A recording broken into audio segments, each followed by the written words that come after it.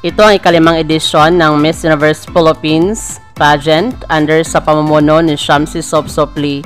Sa ngayon, may 23 kandidata na ang kumpirmadong lalahok ngayong competition. Sa kabilang banda, sila ang mga strong contestants ngayong pageant at pwedeng isa sa kanila ang mananalo. Kasama ang kinatawan ng Bukidnon na si Natasha Jane Bajoyo. Kasama din ang kinatawan ng Hilagang California na si Kyla Jane Carter.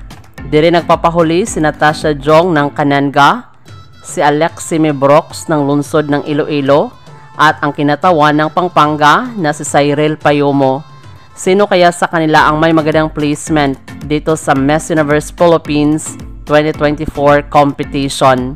Maraming salamat sa panonood. Para maging updated ka, huwag kalimutang mag-subscribe.